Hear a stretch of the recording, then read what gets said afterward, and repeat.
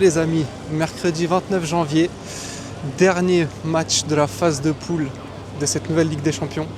Comme vous le savez, les 18 rencontres se jouent en simultané. Je n'aurai donc pas la possibilité de pouvoir suivre le multiplex devant ma télévision. Mais pour le coup, j'ai choisi un stade depuis lequel je pourrai suivre une rencontre. Et vous allez voir que c'est pas le pire stade d'Europe. Allez.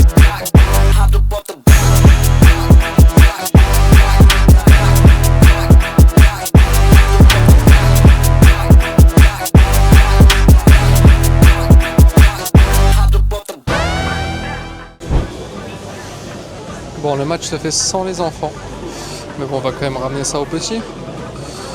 Voilà, comme ça il sera ravi, et moi aussi quand il cassera ma télé. Et voici donc ce stade, le Signal Iduna Park, stade mythique du Borussia Dortmund, 80 000 places. Et on va donc suivre cette rencontre Borussia Dortmund face au Shakhtar Donetsk depuis le parkage ukrainien. Allez, c'est parti.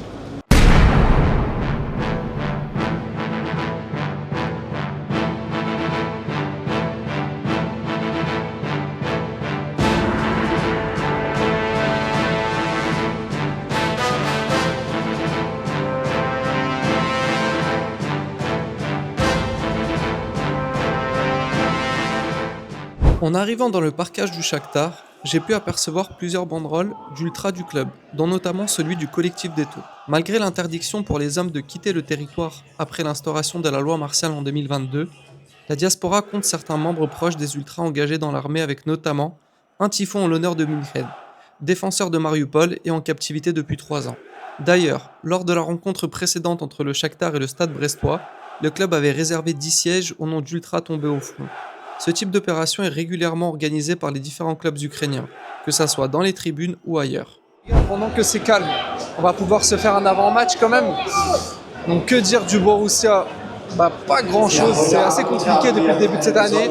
4 défaites qui ont coûté la tête de Nuri Sahi et un match nul en championnat, juste avant d'accueillir le Shakhtar. Mais en Ligue des Champions, ils sont assurés d'être dans les 24 premiers. Voire même dans le top 8 en cas de victoire face au Shakhtar Donetsk. Voilà. Et côté Shakhtar, pour le coup, la qualification est quasi foutue en Ligue des Champions, malgré le bon dernier match face à Brest, la belle victoire. Ça paraît compliqué parce que pour le coup, pour que le Shakhtar se qualifie, il faudrait gagner ce soir. Il faudrait que Bruges batte Manchester City, que le PSG batte Stuttgart avec 5 buts d'écart et que Milan se fasse battre par le Dynamo Zagreb. Donc autant dire que ça va être très simple. Mais bon, on va y croire.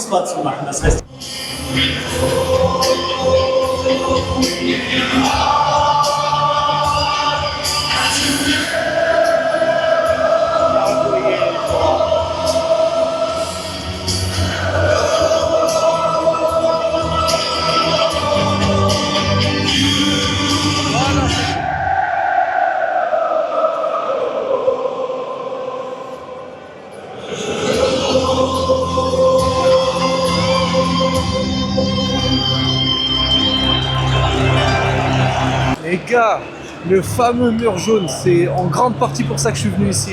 Incroyable. 25 000 personnes debout dans ce parkage.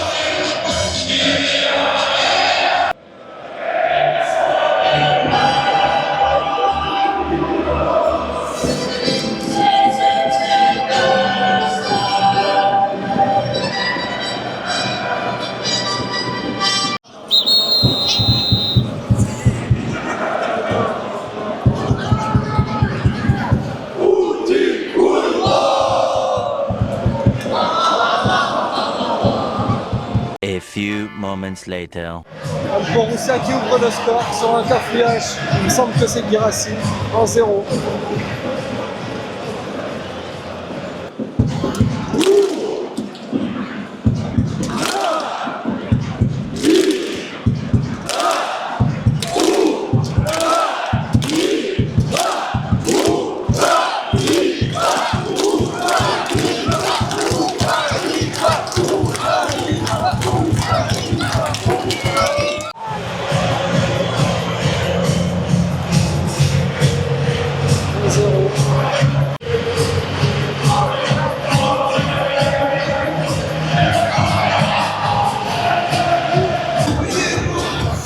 Bah 2-0 à la pause, ça va être la reprise, c'est largement mérité pour Dortmund.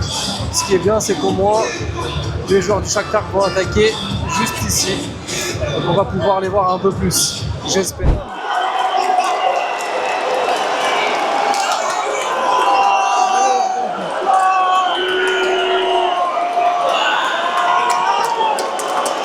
C'est fou à quel point le but marqué par Marlon sur cette bévue change la physionomie de cette deuxième période avec un Shakhtar qui a pris le contrôle du ballon. C'est incroyable. On voit la fragilité de Dortmund.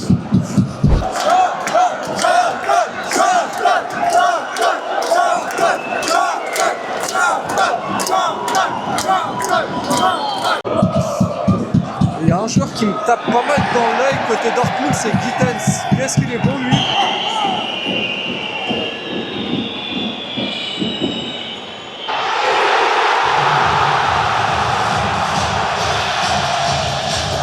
Le mur jaune qui jubile.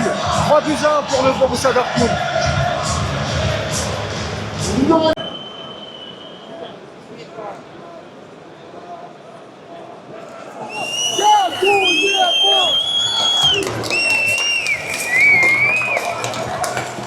Les gars, sortie du stade, belle ambiance, stade plein.